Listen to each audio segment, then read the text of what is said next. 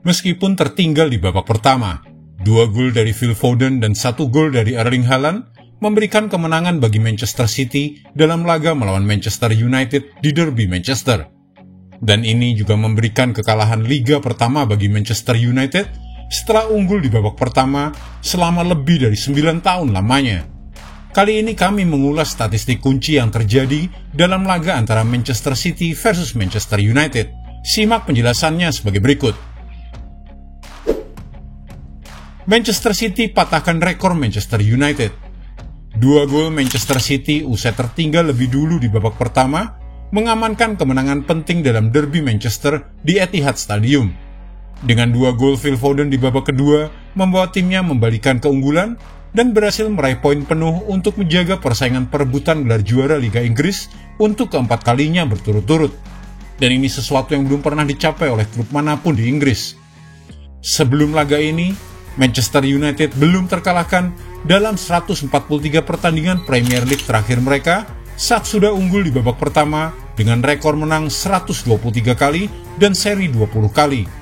Sebuah rekor yang dimulai usai kekalahan pada 21 September 2014 saat melawan Leicester City. Sempat diragukan bisa jadi juara.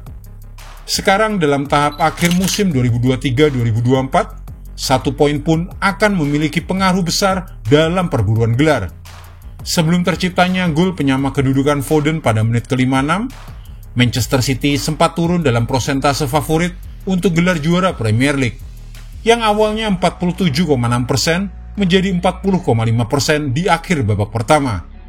Seketika mereka berada di belakang Liverpool yang melonjak 44,7%. Namun setelah kebangkitan skuad Pep Guardiola di babak kedua dan mengakhiri laga dengan kemenangan, Manchester City kembali menjadi favorit dengan prosentase kemungkinan menjadi juara sebesar 52,9%. Manchester City 12 kali tertinggal musim ini. Marcus Rashford membuka keunggulan bagi Manchester United dengan tendangan jarak jauh yang sensasional pada menit ke-8. Itu adalah gol kelimanya dalam Derby Manchester. Dan hanya 5 pemain lain yang mencetak lebih banyak gol dalam kompetisi liga untuk United melawan Manchester City dalam sejarah. Dan ini adalah 12 kalinya Manchester City tertinggal dalam pertandingan Premier League musim ini. Hanya pada musim 2019-2020, di mana mereka 13 kali kebobolan lebih dulu, mereka melakukan lebih banyak dalam satu musim liga di bawah kepemimpinan Pep Guardiola. Dan itu adalah musim terakhir di mana mereka tidak memenangkan gelar. Namun berbeda dengan musim tersebut yang saat itu berjarak 10 poin dari posisi teratas klasemen, Manchester City kini mampu bangkit dari ketertinggalan pada musim 2023-2024 dan hanya Liverpool yang bangkit 22 kali dan berhasil mengumpulkan lebih banyak poin dari posisi tertinggal daripada Manchester City dengan 21 kali. Manchester United redam semua serangan. Jika gol Marcus Rashford dianggap sebagai sebuah gol yang sulit untuk dicetak, maka peluang emas yang terbuang dari Erling Haaland tepat sebelum babak pertama berakhir merupakan salah satu peluang termudah yang pernah ia hadapi di Premier League. Itu merupakan salah satu dari 18 serangan yang dilepaskan oleh Manchester City di babak pertama, dan merupakan yang terbanyak yang diterima oleh Manchester United selama babak pertama pada sebuah pertandingan liga dalam 15 tahun terakhir.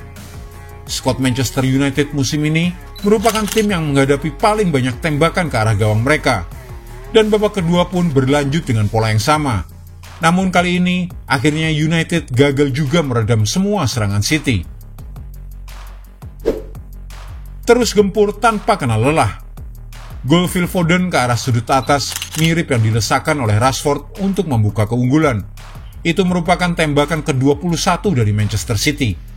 Dilanjutkan dengan 4 tembakan, dan 24 menit kemudian, Phil Foden kembali mencetak gol, yang merupakan gol ke-18 Phil Foden musim ini di semua kompetisi dan merupakan catatan terbaiknya dalam satu musim bersama Manchester City. Phil Foden melepaskan 9 dari 27 tembakan Manchester City di laga ini, yang merupakan jumlah tertinggi dalam satu pertandingan Premier League. Phil Foden merupakan pencetak hat-trick dalam pertandingan yang sama musim lalu di Etihad Stadium. 2 gol Foden dalam pertandingan ini berarti bahwa ia juga telah mencetak 6 gol di semua kompetisi melawan Manchester United, sama dengan jumlah golnya ke gawang Brighton.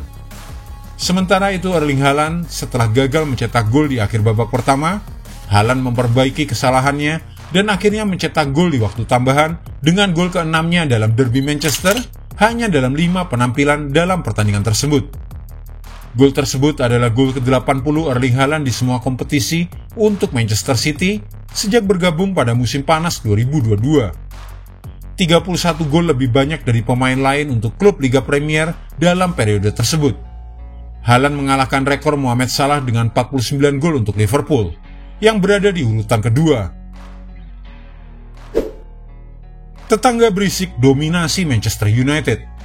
Meskipun unggul, Manchester United tidak dapat mengatakan banyak tentang kekalahan dalam pertandingan di mana MU hanya mencatatkan 26,3% penguasaan bola dan 60 sentuhan lebih sedikit di kotak penalti lawan mereka dengan 69 sentuhan dari Manchester City berbanding 9 milik Manchester United. Mereka hanya mencoba satu tembakan lagi setelah menit ke-23 dengan tendangan lemah Casemiro di injury time hasil dari tendangan bebas. Sementara di babak kedua, skuad Erik ten Hag hanya berhasil menyelesaikan 42 operan di setengah lapangan lawan. Ini lebih sedikit 223 operan dari milik City yang sebanyak 265 operan. Masih ada peluang lolos ke kompetisi Eropa. Liga Inggris masih dalam posisi yang sangat baik untuk mendapatkan satu tempat tambahan di Liga Champions untuk musim 2024-2025. Dan Manchester United terlihat sebagai kandidat terbaik untuk finish di 4 besar. Peluang mereka sebesar 11,8% untuk masuk ke posisi 5 besar klasemen akhir Liga Inggris menurut Opta. Kekalahan ini tidak membantu United. Dengan 11 pertandingan tersisa, mereka perlu mengejar defisit 6 poin dari Tottenham, yang juga memiliki satu pertandingan lebih banyak. United mungkin harus puas bermain di kompetisi Liga Eropa musim depan. Tetapi pada saat itu, mungkin Ten Hag bukan lagi pelatih yang bertanggung jawab atas skuad setan merah. Tapi jika lolos ke Liga Champions, mungkin kita masih bisa melihat Erik ten Hag. Jika Anda menyukai video ini, jangan lupa klik like, share, subscribe, dan tendang loncengnya agar tak ketinggalan update terbaru dari kami.